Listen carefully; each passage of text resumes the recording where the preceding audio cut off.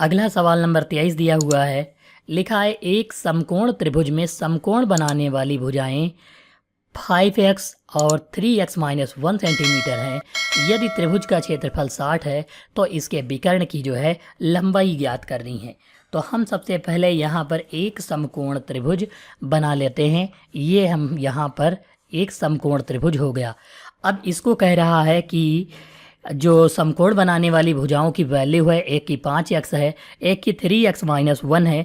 तो यहाँ पर एक की वैल्यू को हम 3x माइनस 1 लिख सकते हो और एक को 5x लिख सकते हो। एक चीज़ समझ लो, ये यहाँ पर भी लिखा जा सकता है और ये यहाँ पर भी लिखा जा सकता है, क्योंकि ये दोनों भुजाएं समकोण बना रही हैं। त्रिभुज का क्षेत्रफल यानी समकोण त्रिभुज का क्षेत्रफल। और एक चीज़ देख लीजिए, यहाँ पर विकर्ण की लंबाई यानी ये वाली लंबाई हमको चाहिए, इसको ज्ञात करना है। तो हम यहाँ पर करते क्या हैं, सबसे पहले फार्मूला लगा लेते हैं त्रिभुज का क्षेत्रफल यानी समकोण त्रिभुज का क्षेत्रफल वाला। फिर जो है कर्ण निकालेंगे, क्योंकि जब तक x की वैल्यू इसमें नहीं रखेंगे तब तक ये मान नहीं आएंगे। तो यहाँ पर लिखेंगे समकोण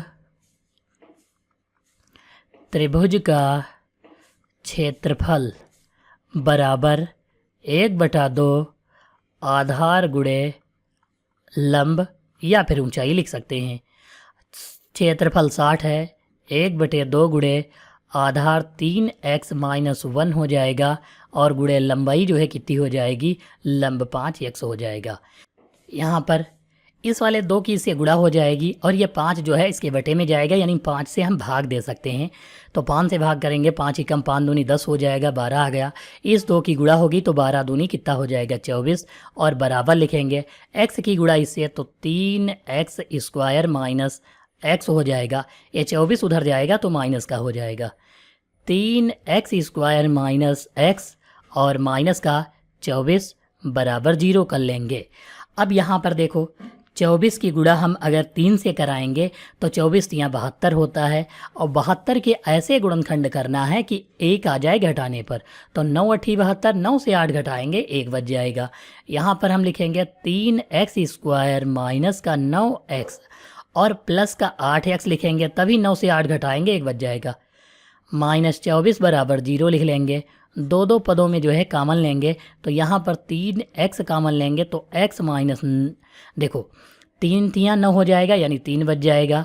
फिर प्लस लगाएंगे, 8 कामन लेंगे तो x माइनस 8 त्रुक 24 3 आ जाएगा बराबर 0। x माइनस 3 दोनों ब्रैकेट में है, इसे हम कामन ले लेंगे तो 3x प्लस 8 बच जाएगा। ये हम लिखेंगे और बराबर 0 लगाएंगे। x माइनस 3 बराबर 0 अर्थात x बराबर प्लस का 3 आ जाएगा। ये वैल्यू जो है प्लस की हो जाएगी। यहाँ पर 3x प्लस 8 बराबर 0 अर्थात 3x बराबर, यह प्लस का 8 उधर जाएगा माइनस का हो जाएगा, यह 3 इसके बटे में आ जाएगा, माइनस का 8 बटे में 3 हो जाएगा। ये जो वैल्यू है ये वैल्यू माइनस की है, इसलिए यह अमान्य है। तो यहाँ पर x की वैल्यू जो है वो 3 वैलिड है, यानी हम यहाँ पर मान निकालने के लिए ये लिखेंगे। देखो 3 की 5 से गुणा कराएंगे तो 3 5 15 यानी एक भुजा 15 आ जाएगी। यहाँ पर 3 रखेंगे, 3 या 9 से 1 निकालेंगे तो 8 आ जाएगा। यानी कि यहाँ पर हम कह सकते हैं कि जो लंब है वो 15 हो जाएगा और जो आधार है वो 8 हो जाएगा। अब कर्ण निकालना है तो हमको पाइथागोरस प्रमेय का प्रयोग करना है कि कर्ण का स्क्वायर बराबर आधार का स्क्वायर प्लस लंब का स्क्वायर, ये हम जो है लगाएंगे। अब यहाँ पर देखो आधार कितना दिया हुआ है, 8 है, तो 8 का स्क्वायर, ये आधार होता है, ये लंब है, ये कर्ण होता है, तो 8 का स्क्वायर हो गया। लंब 15 है तो हम 15 का स्क्वायर करेंगे। यहाँ पर देखो कर्ण का स्क्वायर था, स्क्वायर हटेगा तो अंडर रूट लग जाएगा, यानी यहाँ पर अंडर रूट का बच जाएगा। ये कर्ण हम लिख सकते हैं। तो कर्ण लिखेंगे, 8 का स्क्वायर 64 और 15 का स्क्वायर 225 होता है। 64 और 25 दोनों को जोड़ेंगे तो 289 हो जाएगा, इस पर अंडर रूट है और 289 जो होता है वो 17 का होता है। तो यहाँ पर वैल्यू कितनी हो जाएगी, 17 सेंटीमीटर, यानी विकर्ण 17 सेंटीमीटर हो जाएगा, आधार 8 सेंटीमीटर और लंब जो होगा 15 सेंटीमीटर हो जाएगा इस सवाल में।